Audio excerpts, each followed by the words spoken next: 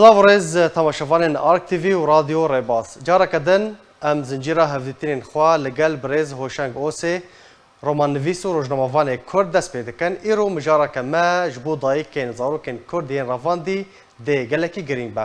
دوی خالکه ده امیل سر دیروکا رواندنا زارو کن راوستن چاوا زاروک تینا رواندن چاوا مجین وان تینا ششتن پیوستیا قصده و پکه به وان زارو کان چیه و رولا امریکا چیه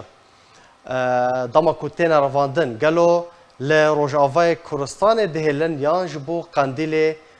تینا شاندن و چه هشت کو مظلوم کوبانه پابندی به شش خالن کو لگل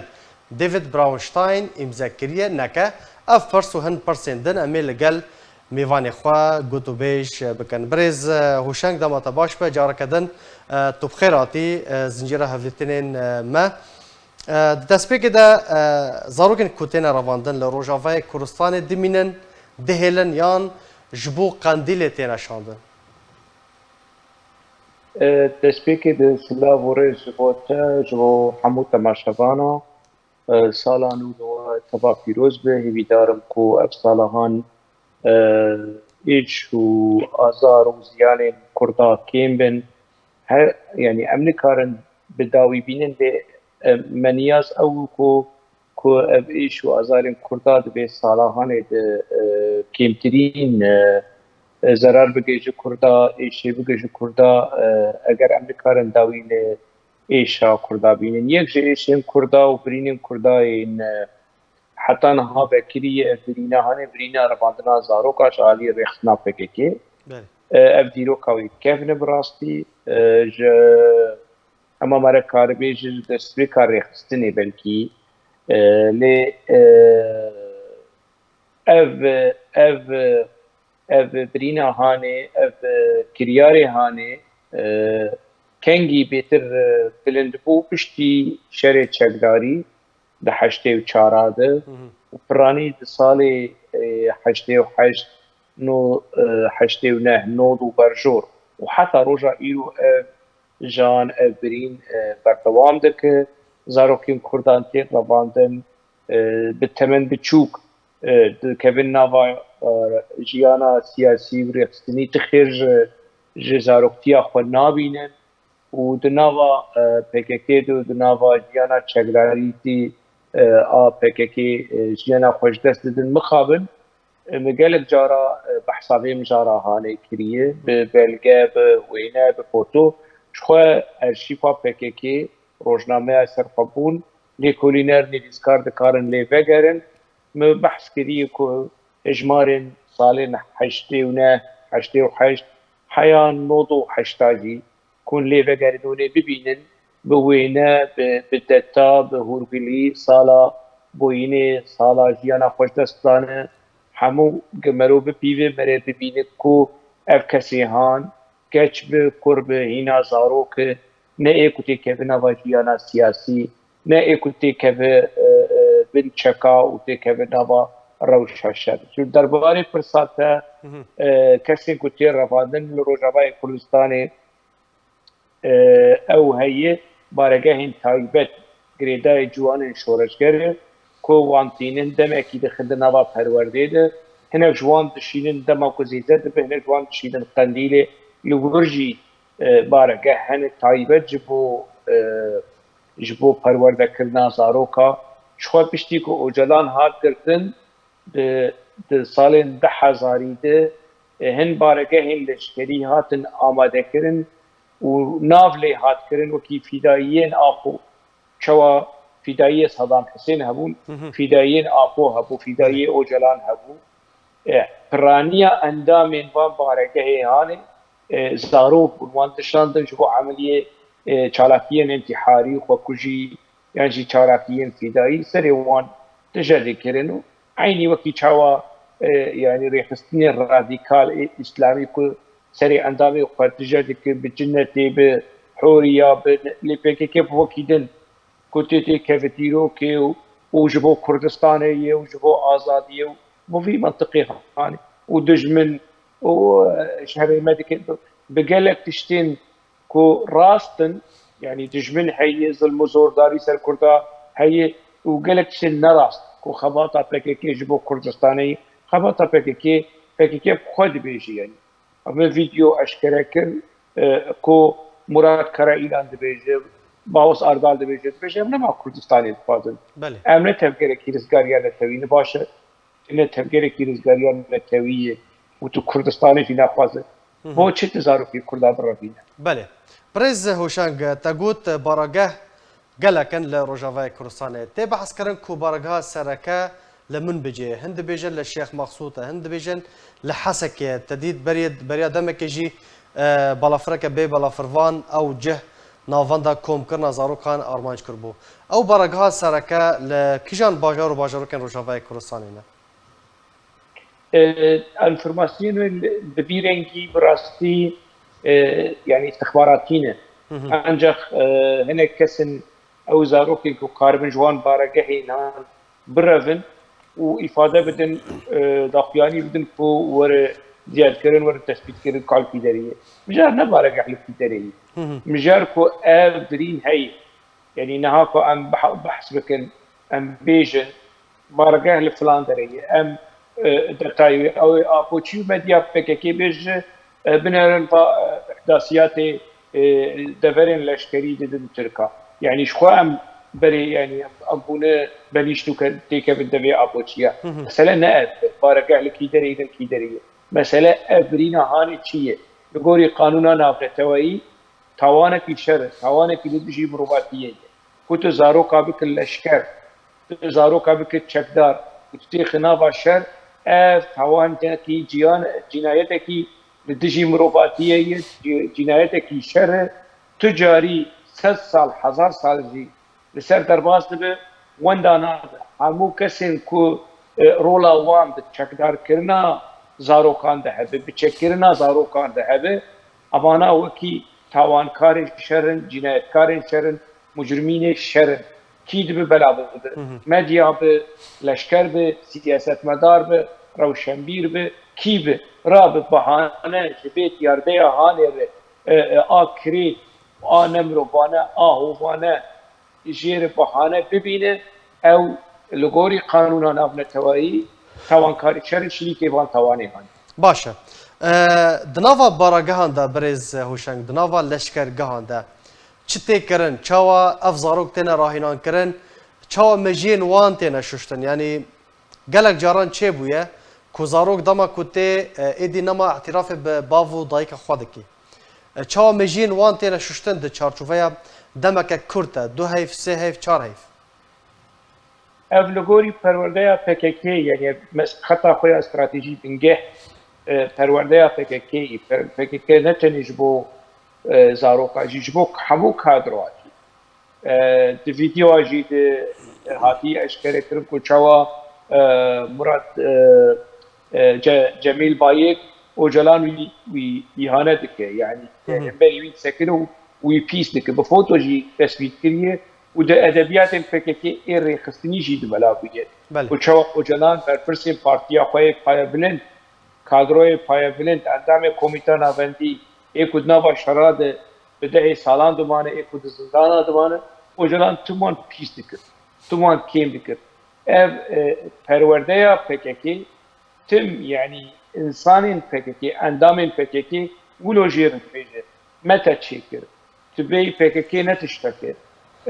kurdayetiya teş PKK'ye zamanı teş PKK'ye zanabuna teş PKK'ye tu tişteki ulo khafu و PKK te çekir u te pijand u te daxis nava civaki bi mantıqi hani ev aliyeki aliyetin کو مالبات تشتكي بيسه يعني وكي خليا بنجهين جواكي مالبات تشتكي نباشه ديوباف نباشن تيكلين مالباتي نباشه رخنين ولو رشكرنا مالبات ده چاوي زارو قادر كو وكي ديوباف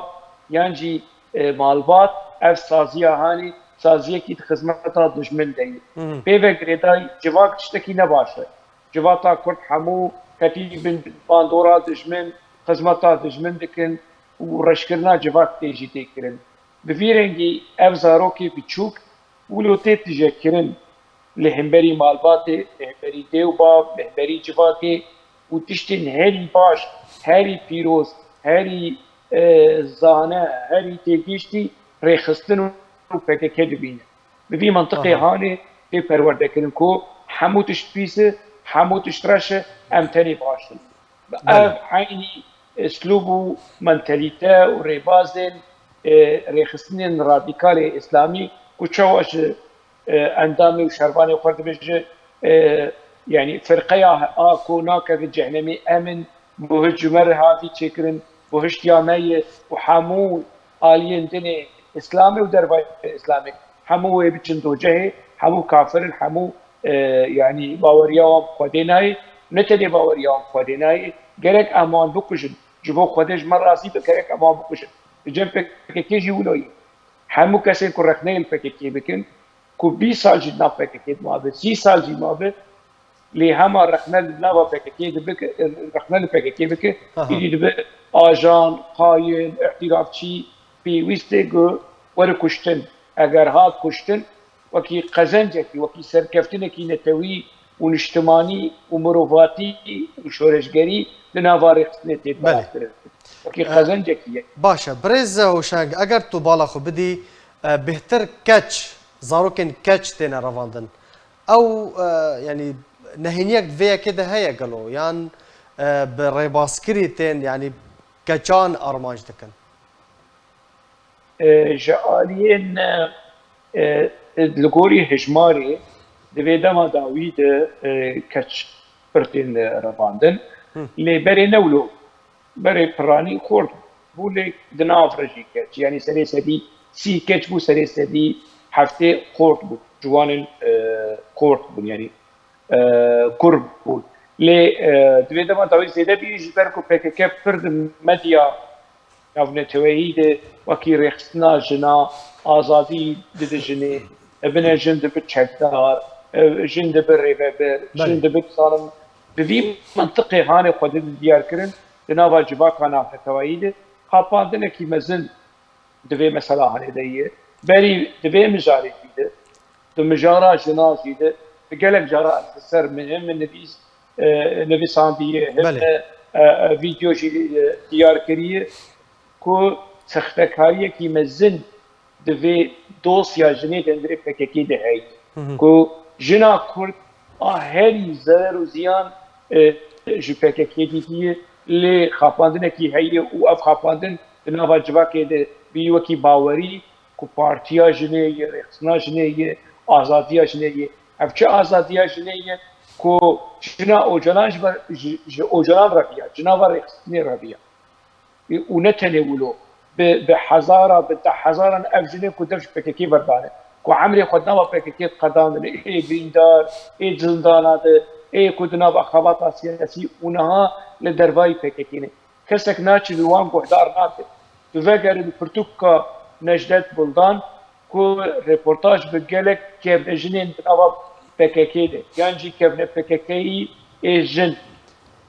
دنوا پککی ده لوی پرتوکی وگر به زمان ترکیه او ابي ما باكورد زانن نجدت بلدان جيد زانه وقال كذا زانن بضرر وزيان چقيسه حياه چه درجه کی هاشتي جني دنوا پککی ده سر حمو استيا سر حمو راديا جكشتني بگره جدست آبتني بگره جليداني اوجلان بخوا اوجلان بدست خو اف تثبیت کری بلگه کری بدست خو لکادر انجن ای پککی خستی و از بکارم نواجی بدر اف مثلا راستیه کی به بلگه نواجیانا پککی ده لی نواجوا کا پککی درو دور پککی رخصنا پککی وکی پارتیا جنی آزادیا جنی و جن وک اوجلان دبیجن نزانم پر رش دکیه اوجلان بخوا نویسر خواه دست پیکی ده جواکا کرد مالباتا کرد جنا کرد پر دیشینه و پر رش دکیه پر رش دکیه اف کلو دندره رخصنا پککی بیت دستور بی ریپاس بی قانون باشه برز هوشنگ تقوت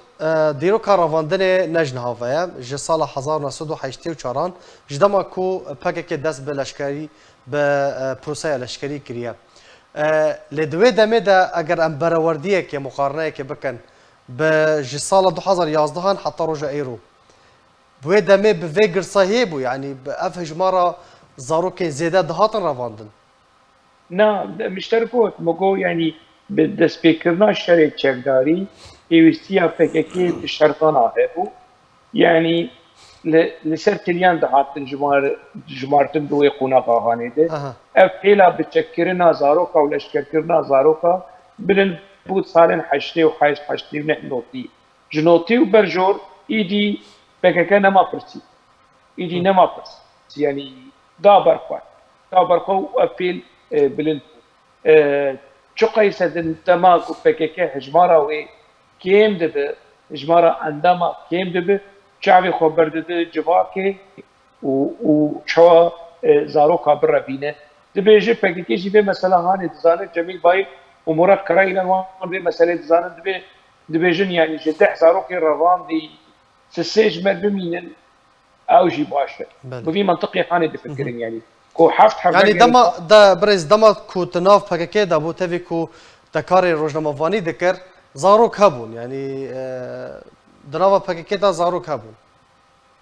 اري يعني يا خورتك جوان هاتي از دربيسيه خورتك يدم قيبلكي نها حتى نهاجي يا نفك كده يا نا جديركي ها نافي اسكندر بنافي فرمي كابي تشبو نظام بنا فقير وسمبيلي بيتشينه کادر پکیل دربیسی کار دکر یکی دن هات ناوی وی شبان بو اوجی جوان بو حوالی عمری وی هنا دنگی وی يعني قالن نبو وكي دنگي خورتا يعني شيء إسلاما تناوا بكيت وكي كادر ريخستني كار بلكينا اگر صاحبن يعني نبو دار دكن زانن جبركو ما بحفدور كار كلي ويتشاغا هاني ويتشاغا از دماسكت ناوا خباطا بكيكي از شانز صالي بو يعني دناوا خباطا جماوري سياسي ده يك داك هذا ريكلام وبروباغندا في ريخستنا هاني بكو ودو دشاده صاليا فد تا تو انا برز هوشنگ تا تو انا تو فيديو تو هفديتن بزارو كارا تشيكر انت ما كنت نافا رخصني دابو نا از وكي يعني عندما كي دناوا خباطة سيفيل خباطة سياسية مدني خباطة عسكري از نكتب دناوا خباطة عسكري لما اشوف قنديل ده حزارو حفتاجي از وكي روجنامه بان از ندري روزنامه الحياه بو مچوها بين مراد كرايلان كر همو برسو سركردات يا فككي ويچاغي جيانا لشكري يعني ويچاغي باور بك وايكو شاهد بي بو يري يعني مجلي كردي وكي جلي پيشمرگا جلي گريرا فكر لي مسورت بچك نگر جمر گوتن بترينگ صورت بدر يعني از لور بوجي لديجي منطقة عسكرية ومنطقة شكداري بو لويدري هنا لقنديل دنافا جفات هوان يعني تف جفات نجبوك زاروكا وپرورده كرنا هناك اكو شيء مشتولو دراود بيجن شكله تنه يعني روش كي جوجا زاروكا كي جمالاوي در نخستي ونبري نوا پككي ميدما پككي هنا كادروين زاروكتا اني جدورين دل باجاري ما ناف خباطا ما ام مجبور بون تعامل بير بكر وكي كادري خستني وكي نرخي خستني باشا برانيا برز هوشنگ برانيا زاروکان جکیجان بشه بون روجاوا بون باکور بون روجالات باشور جکیجان بشه بون زاروکن کو دهات تبلیغ کرن نهاد اتصال النوتي ده برانيش باکور براني لي جنوتي وبرجور ايدي روجافاين كردستان بله لسالي دحزاري وبرجور روجلات كردستان النابر باشوري كردستان يجي بارا قستن كيلك زاروكن باشوري كردستان يجي هيك وان ان رافان ان خابان قسناف رفض لنهاد بيتما داويته بارا لكوري هجمار انت ديارترين يعني بارا روجافاي كردستاني اللي فيش جبركو بكيكي سرانسري روجافاي كردستاني يعني اللشكريه نتشار وكي قانون فرق كري لسركي جواكا هاني دمكي ده لباكور كردستاني جي اعلان كربو اف لشکریانه چارکو کو هر مالبات تکتبه زاروک و کی معنی زاروک خو بشینه جه پککیره لی دویدم اداویده روجاوای کردستان ده هجمارا رواندنا زاروکا چکدار کردنا زاروکا لپیشه. بله برز هوشنگ دما کو قربانیان را دگینن دما کو شهیدان را دگینن چه پککی و هپگی و چه قصده به يعني ناف هيا باش ناف هيا ركفتا شهيد بوني هيا لهما ركفتا جدايق بوني تنيا اف يك لوان سدمان ودگره کو پرانيا وان زاروك بون دما کو تفلي بون زاروك بون راست مبرجي بحسابي مجاري كريه كو ام بگرن الشفا پککی روزنامه سرقابون لسالين يعني سالك كوموكوتي شي حشتي وحشتا حشتي ونهان دي وبرشور بدتا روجا يعني روجا جدايكوني صالا جدايكوني يعني صالا جدايكوني مروش نبيل لي صال دهات اشكرك نها اشكرناكن جبركم براحتي يعني الصاله شهيد بوني وصالا جدايكوني جاب خطبك تبينه تمني في شرفاني هان يا في شرفانا هان ثمانية زاروكاي يعني لكن كاش في إديبة الشيرة يعني روجر جدا يكون يعني صالة جدا يكون ديارنا كنا ده أشكرك جبو بشرطنا في هواني. بله ام بحثا روجاوای کردستان بکن ما مستا يعني پیوستیا قصد به یان پککی به بزاروکان چیه هر دم قصد را دگینه کو 100,000 حتی 120,000 اندام لشکر چکدار نوی هنه پیوستیا وی به رفاندنا زاروکان چیه گلو؟ زاروک ازن گفتی شریحانه يعني ناباوی 100,000 هانه که برای اگر ری بدن درفت بدن کو وره نرخان يعني الارشيفا قصدي وره بقراندن قالوا اسن شربان عند النافذ قالوا 8 الاشكاليه يعني كاوي çok ise zarok nava ve icmari hali terkebe belki bir sadadır eğer zarok tiji hebe yek tane ji hebe ev cinayet şer ev tavanı kimseler tiji patiye tiji zaniyeti eğer yek tane ji hebe ki بسياريا في مثلا هذه الدينة قصده ومسده بسياريا هذه نها قالك أبوشي تشناد بيش أتخاصم في مثلا هذه جديار أبوشي تبيش دبي أريد يعني بريز مسعود برزاني جيد شاده ساليا خودت شاده ساليا خودت راهش تشك بشورشة أيلو لده صالح شيفتي شيت يكيد يعني از لغوري از بكتيريا أبشيفه يعني رحمتيه سلوكي كرد مال مصطفى برزاني للدشبو دوي دما هاني للدجي كو مسعود برزاني يانجي ان وكيد الثماني يده رايجن تشكاو درباسي دافا شراب افيك لید روجا ایود وزارتا پیشمرگه ارتشا کرد روجا لباشور کردستانی هرن لدفتر وان بنرن کا چن يعني زاروك دنافان دهني يانا ورن لحمو قلي وغازنين مالباتن باشورين كردستانش فككيد روشكيش روجا كسك نقوتي ولا فدكرا زاروكي مرافاندي وكري پیشمرگه كسك يولو نقوتي اگر كيكا كارج مر تكز بك فرمو فربيجا اعضاء مالبات دبيشن زاروكين ماد 13 سالي 14 سالي 15 سالي حكومتها هرم يانجي پدكا وان رفاندي وان كري چكدار وان كري پیشمرگه فرمو اگر كارب بيت تكز بك افجي اگر هذا مش خدش نيه اگر هذا جناية الشر وزارتها پیشمرگه لغوري قناعتي ما حكومتها هرمي لغوري برنسيب وقانون ياساي النافلتوي تفدقرن دواري هيزن اولا كاري دوارن ارتشا پیشمرگه لي بككر لترسيبه مثلا هذه تفدقر وكراسي خير سياي اي قتياي اي بجمال واي بخوينا زاروكا دشو لكسدن اللي ينجي اللي هيزن دخواز بك اف مثلا هانه تبي جرايا دشتيره كرد باش سلاده يعني دما پکک بخواز بهانه اشوار بینه جبور باندنا زاروکا و بگری دیرو که او پکک دوی واری هانه کفر لچوکا خو هستی خو سری خوشی بخره جبر کو لگوری ایروکی و لگوری روجاوی و لگوری روجادا همو يعني ترسي ريباز ومنطق وكريار بككي دواري بتشكرين ورفعتنا صاروخاي. بله جارك تقوت برز هوشان کو مظلوم کوبان نکاره یک زاروکی جی وگرینه بریا دمکه دو زاروک جگون دیویج حلن جهاتن رواندن يعني اف اخفتن چاوات شروع کردن چما مظلوم کوبانی وکو فرماندار قصده نکار به یک زاروکی جی وگرینه خودش ترازی يعني ما ببلغت تكاس كرد مظلوم كوباني و اوي كجنابا قصدي جيرافيا قولات جان قيزا ابي و يعني مربي وان قادره كي باكوري لكوباني كش وآبيت متحفي حتى نها نمظلوم كوباني ونا محمود الرش ونا فوزا يوسف ونا آلدار خليل ونا كسك ونا صالح مسلم دكاري وي كجري هان بقري او كجري هان اكوي كچا كرد جوانا كرد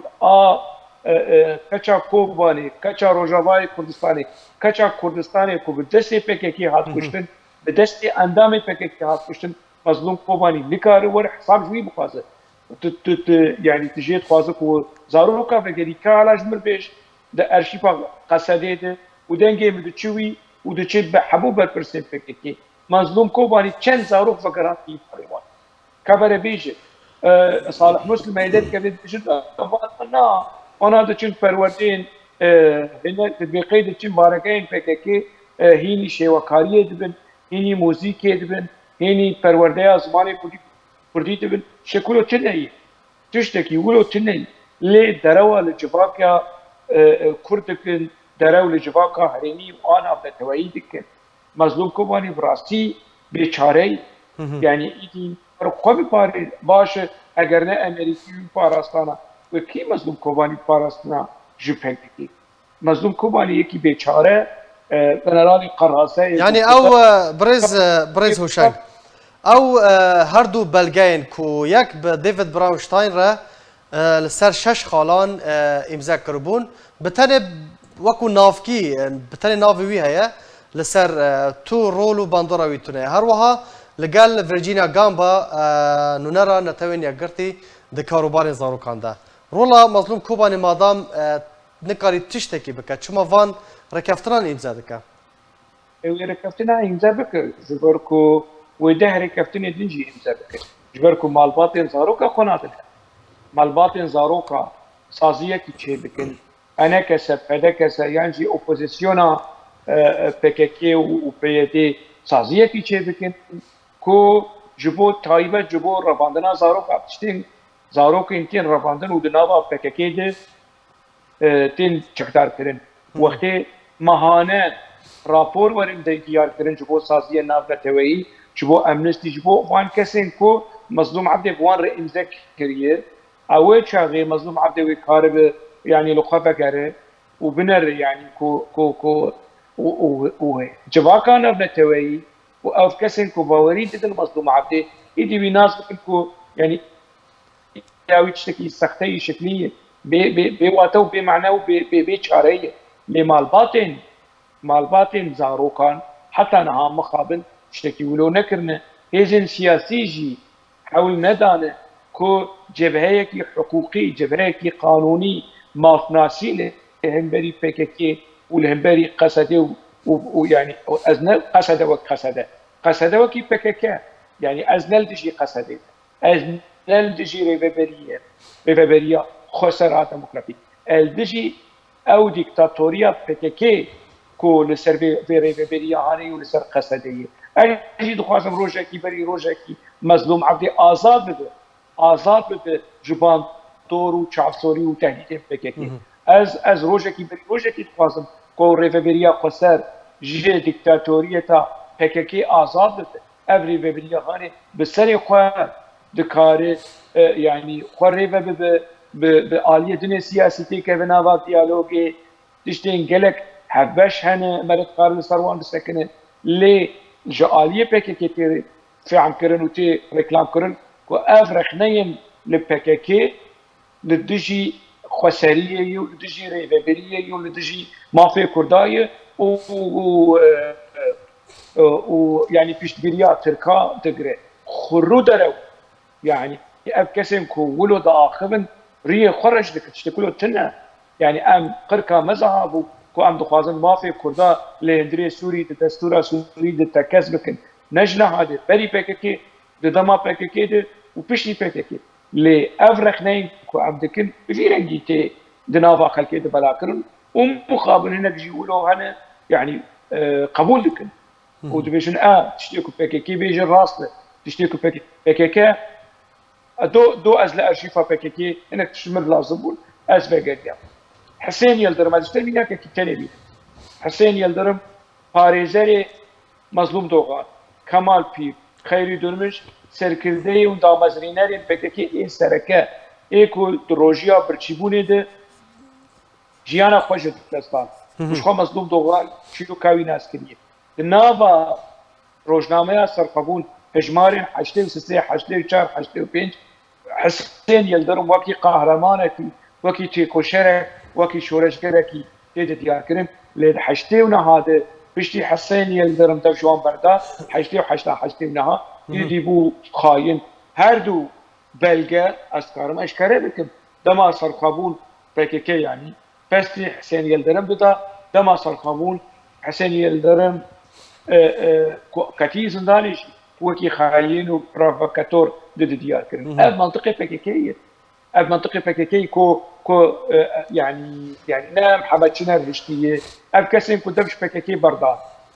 افكسين كنها جروب اواني لاشور كردستاني نظام الدين تاشو ايدن افانات دمت نوا بككي ده وكي قهرمان دات ديار كريم بيشتي دبش بككي بردا خاين واندام ميتي واجان ميتي تشتك نما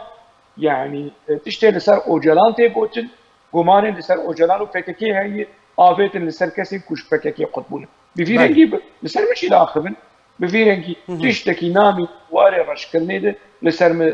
دا آخبن لكسكي واري اشكره بلقى بدت ديار كرن تنا باشا حموبي بختي يعني برز هوشنگ تو دبینی کو اف خالن وان هردو رکفتنا مظلوم کوبانی لگل دیوید براونشتاین امضا کری هر وها د سال 2019 لگل نتونیا گرتی اگر بهاتنا بجی کرن روش وها ندبو البت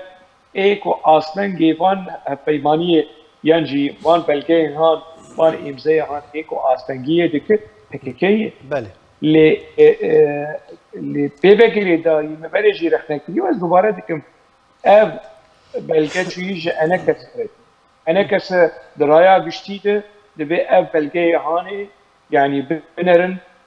صوزن مظلوم عبدي صوزن امريكا مظلوم عبدي بصوزن خبجي ناين لامريكا برور صوزن خبجي يعني تبقى وري بمظلوم عبدي وبككيناي لامريكا وكيزه كي ناف نتوي کو اوی مثلا آهان کری بر پرسیاریا خو بر اور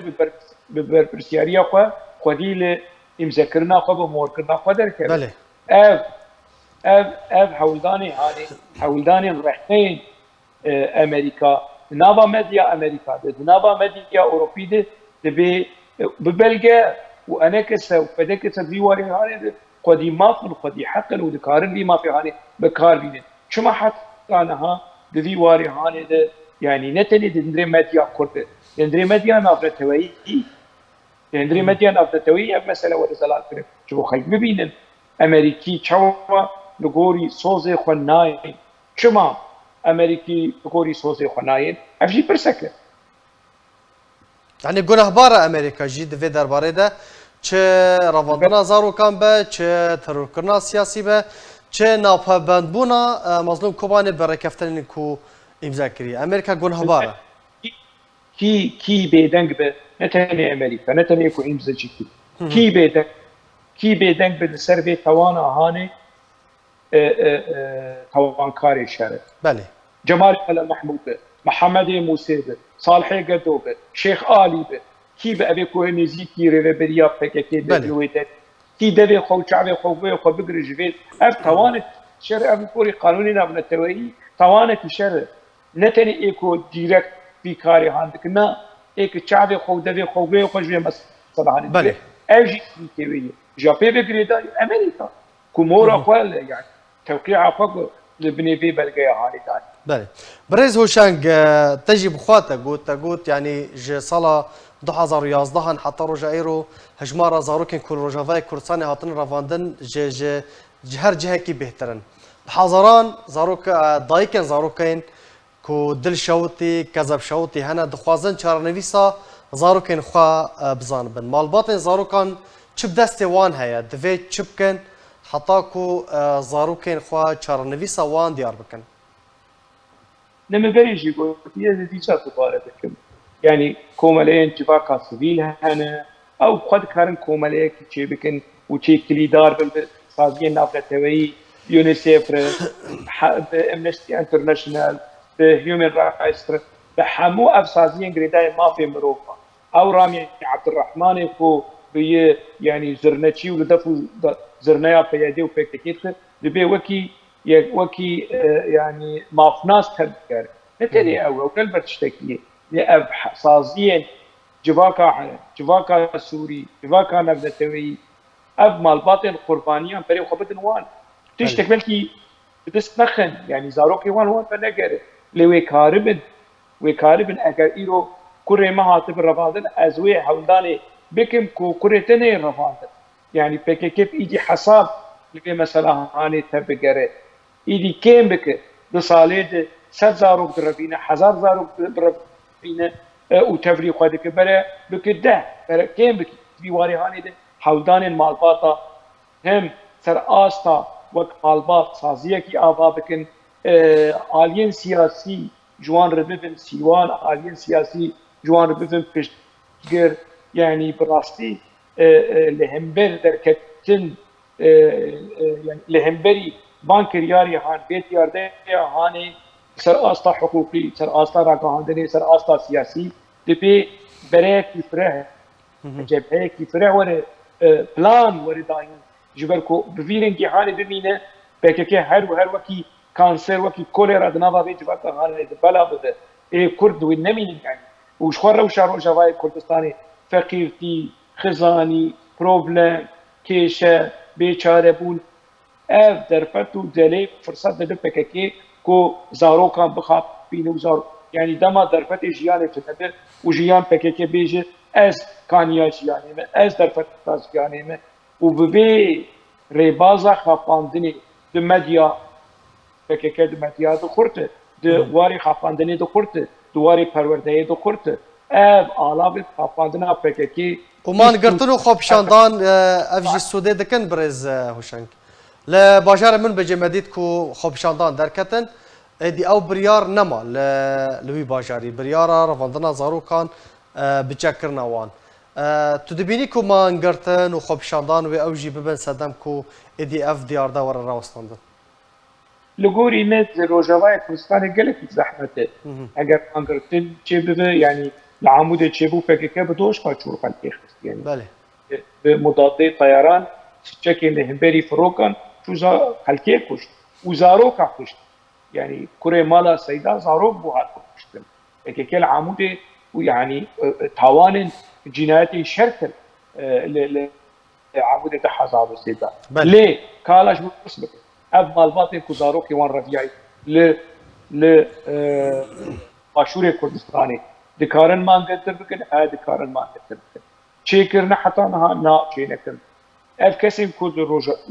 الباشور كردستاني هيك كزاروكي وان رباني يا زاروكي وان وندا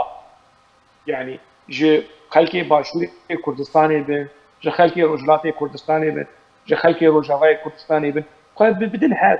وقت كوتي سازيه كي تايبت بله قربانيه PKK كسيم كو بونو الضحيه يعني بونو قربانيين PKK زاروكي وان رفيعي زاروكي وان ونداي كارن سازيه كي جواكا سبيل شي بكن او جندي او جنديا هريما قنديله وزافي وحفتانيني افيكو مالي وانشوي جندي وانشوي PKK ناهيله بچن سر عرضي وخسر زبيه وخسر شما سازيه كي چناكن شما مثلا نابن برلمانتويا كردستان عراقي بريار ولستندن لهمبري يعني كي لهمبري غوران ابي كو نها سيوان شو بكير شي دكن لهمبري وان حلو اسناي داي يعني اباناشي شريكين بكيكين در عندنا زارو قاده يانجي دنا هشتنا قنديا كو بچن سر عرضي خو زوي خو مال خو ملكي خو حتى نها لباشوري كردستان جي افدر فتحي هي بس ما ناكن افجي يعني جي رخنه وجي گمانه براستي گلک سپاس جبو رومان ویس و روزنامه‌وان کرد هوشنگ اوسه لسر آخافتن و زانیاری انتا و بشتربون انتا ده وی خلقه ده